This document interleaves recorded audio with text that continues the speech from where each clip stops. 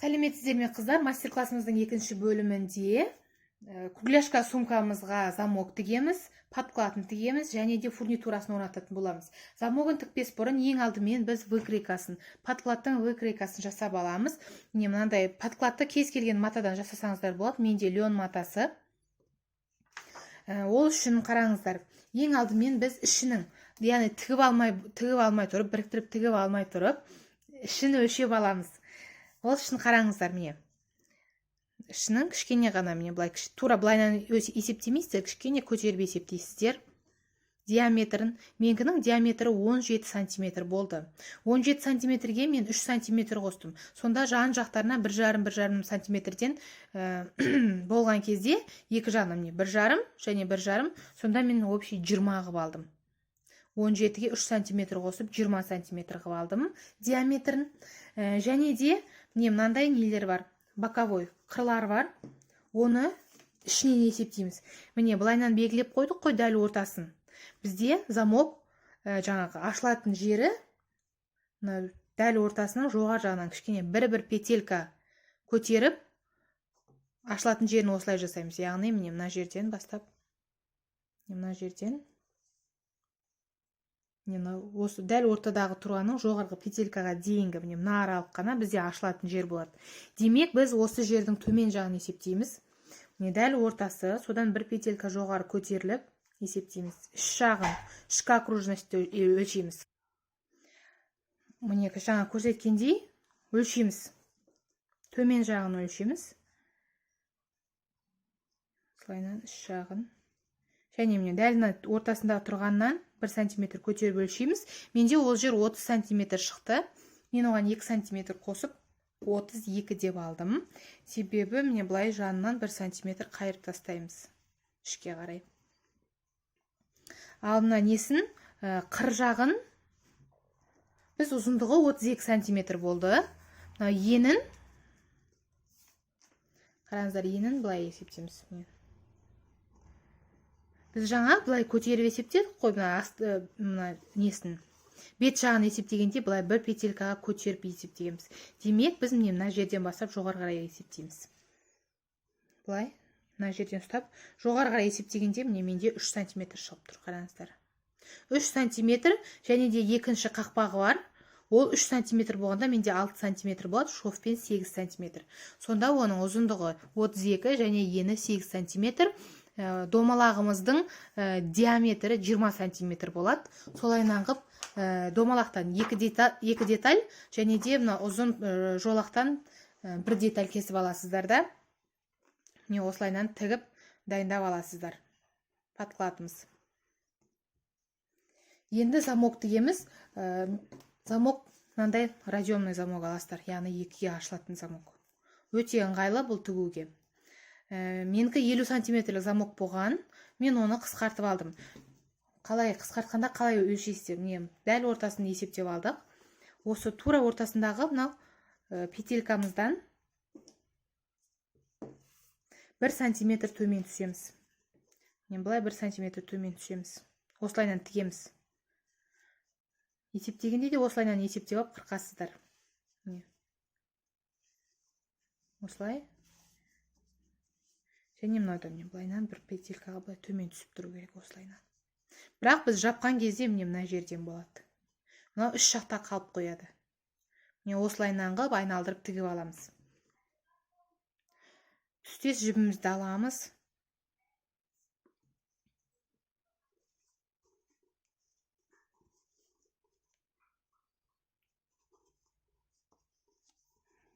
Маркерімді алып тастайын. Тура ортасы.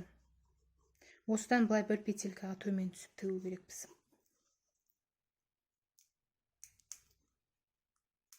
Замоктың дәл ортасынан аласыздар. Дәл ортасын тауып аласыздар көз мөлшермен. Содан тігесіздер. Тура ортасымен тігіп отырасыздар. Және де мына жақта да былайнан бүйтіп кішкене шығып тұру керек. Тістері шығып тұру керек замоктың. Осылайнан айналдырып тігіп шығамыз қыздар.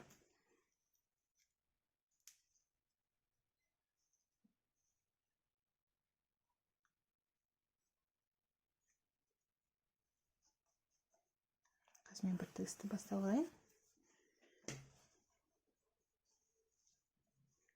міне былайынан. Осылайынан енді тіге береміз. Осылай шығып тұратындай қылып есептеп аласыздар. Тістері көрініп, содан кейін міне осылайынан тіге бересіздер. Былай жіңішке қылып.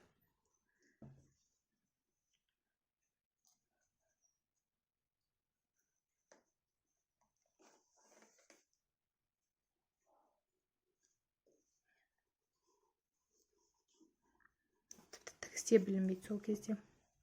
Ол бәрі көрінбей тұрады. Подкладпен, яғни подкладпен жауып қаласыз. Мен былай дәл ортасынан.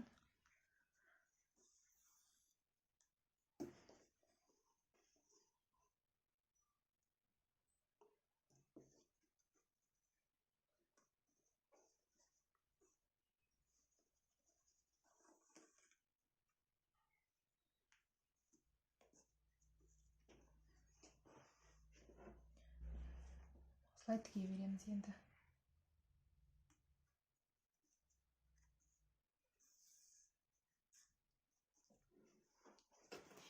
Қараңыздар, соңына дейін осылайынан айналдырып тігіп шығамыз.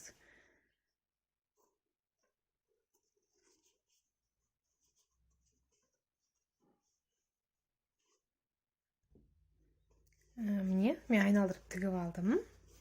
Жаңа сіздерге көрсеттім ғой, солайынан қылып. Көрдіңіздер ме? Қатты білінбейді. Осылайынан қылып тігіп аламыз. Егер жаңағындай кішкене бір жерлер білініп қалса, ештен кетпейді, ол бәрі подкладпен жабылып көрінбей қалады.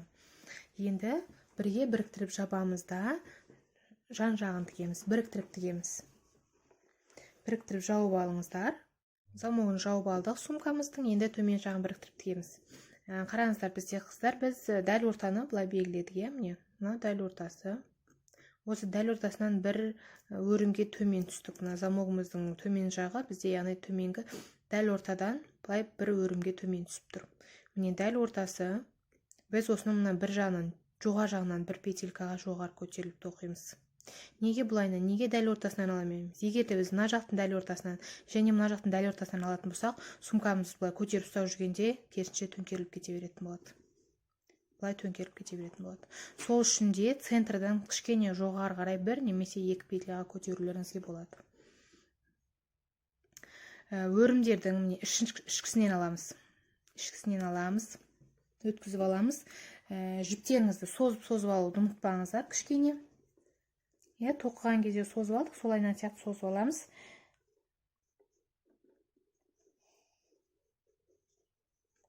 Крючогымыздың басына жіпімізді іліп аламыз. Кішкене қиындау болуы мүмкін. Замоктың үстінде оқыған кезде.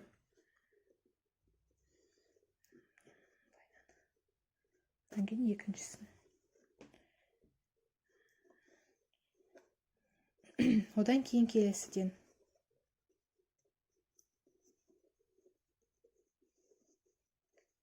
Келесінен алып шықтық жіпті.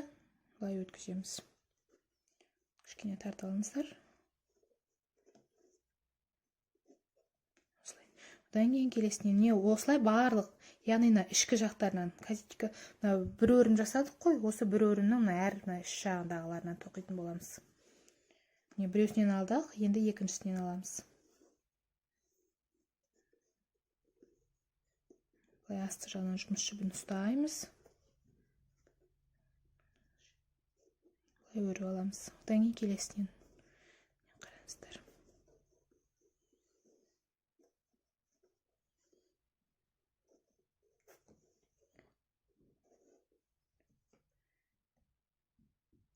Мен осылайша біріктіріп шығамыз сумкамызды. Міне қараңыздар. Мынаның іш жағындағы несінен жібінен және екінші беттегі дәл тура соған беттес тұратын жағынан іш жағынан алып отырамыз, яғни ішкі жіптерінен, өрімдеріміздің ішкісінен. Одан кейін келесін тоқимыз.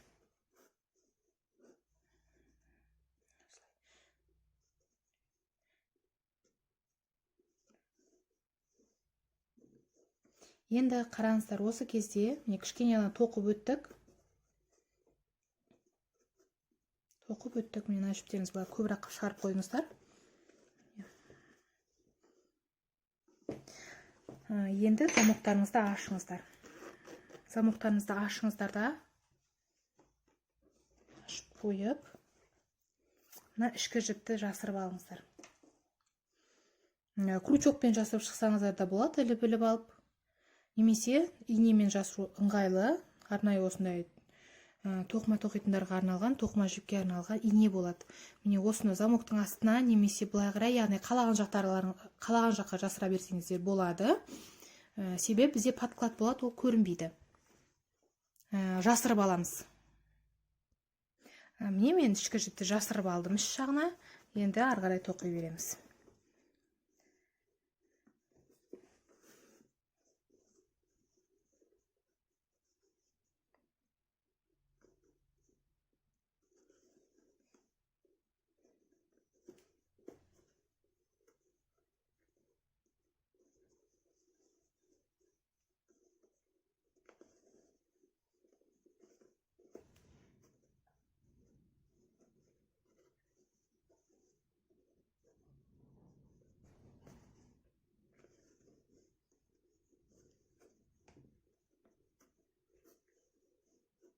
Міне осылайынан соңына дейін осылайынан біріктіріп тоқып аламыз. Міне соңына дейін тоқып келдік. Міне менде екінші жақтан ортасын белгілеп қойған маркерім. Яғни мен ортасына жеттім. Тура ортасына келгенде енді жіпімізді ұзынырақ қылып шығарып алыңыздар. Бір 10-15 сантиметр деғіп, одан кейін былай кесіп тастайсыздар. Жұмыс жібін алып тастаңыздар. Енді қараңыздар, бізге соңғы былай петляны өзіміз осы бір немен өзіміз жасау керекпіз. Яғни ол үшін мынаны төменгісі тұр ғой, осы жақтан алып шығу керекпіз. Былай асты жағынан кіргіземіз. Петляны алып шығамыз. Одан кейін міне мына жердегі неміз тұр, косичкамыз тұр. Осы жақтан алып шығамыз жібімізді. Алып шықтық. Көрдіңіздер ме? Косичка пайда болды. Енді міне мына ортадан шығару керекпіз немізді, крючогымызды.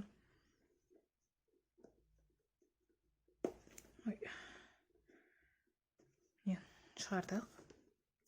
Енді мына жібімізді осы жақтан ішке қарай тартып кіргіземіз. Міне соңғы косичкамыз.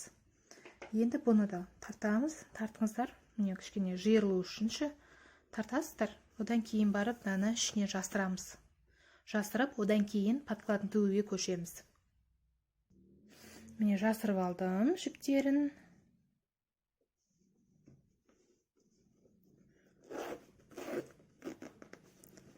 Қараңыздар, сумкамыз қандай әдемі болды.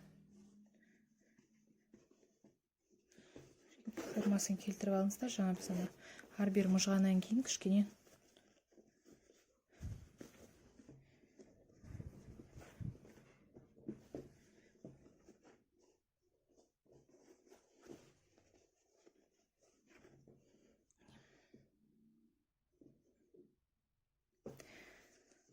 енді подкладын тігеміз. Қараңыздар, ол үшін жібімізді сабақтап аламыз. Енді бастаймыз. Тіктік және мына жан-жағын былай кішкене қайырып бүктеп алсаңыздар. Детальдарын біріктіріп тігу, оны ешқандай қиындық жоқ деп ойлаймын. Машинкамен немесе қолмен де тігіп шықсаңыздар болады. Ол міндетті түрде машинкамен тігу керек деген ешқандай заң жоқ. Былайынан тұратын болады. Ең алдымен дәл мынаның центрін жоғары жағын тауып алып, сумкаларыңыздың дәл жоғары жағына бір-екі рет іліп тігіп алыңыздар. Жаңа сумкаларыңыз подклады бір жағына қарай қисайып кетпей дәл түсу үшін, немесе мына екі жағындағы жандарын бірінші тігіп алыңыздар. Одан кейін барып іліп тігіп алыңыздар. Одан кейін барып міне жоғары жағын тіккен кезде қалай тігеміз, қараңыздар қыздар. Потайной шовпен жасырын тігіс дейді. Потайной шов. Кішкене былай қарай сыртқа қаратасыздар. Дәл мына замок қойған жаңа тігісіміз бар ғой. Соның үстінен немесе соның үстінен кішкене 1 мм жауып қана потайной шовпен тігіп шығамыз подкладымызды. Енді подклад тігу жаңа кішкене қиындау болады. Себебі мынаны былайынан бүйтіп теріс айналдырып, кішкене теріс айналдырып отырып тігіп шығу керексіздер.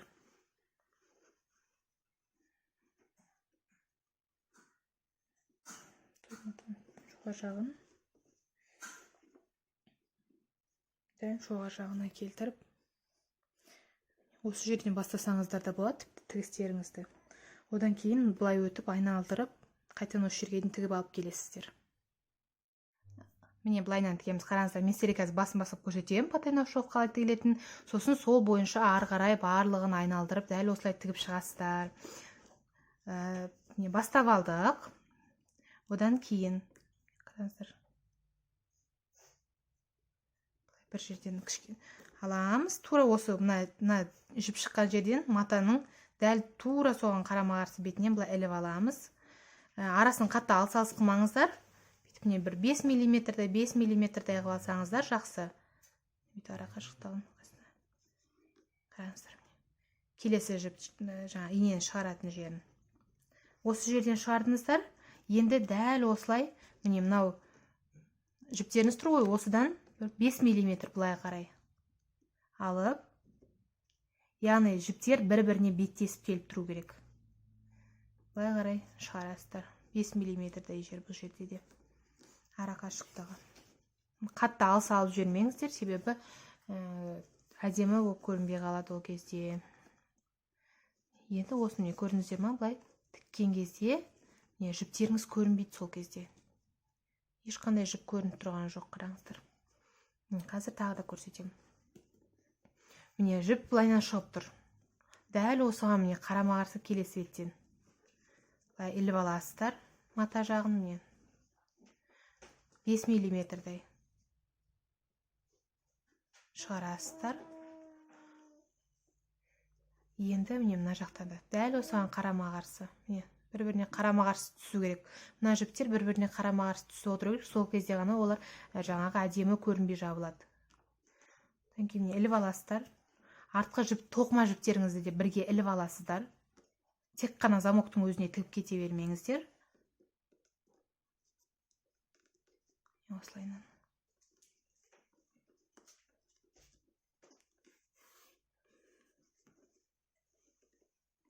Көрдіңіздер ғой?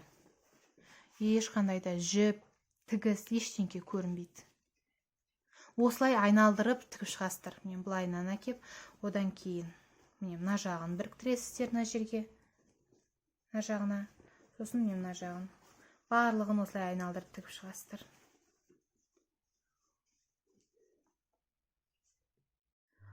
Подкладын міне тігіп болдық. Енді мен мынау жаңа подклад тігудің бұл жай ғана бір тәсілі, бұның бірнеше тәсілі болады. Және де көрдіңіздер ме, бізде мына жер былайынан бірден мынандай переходпен болып тұр.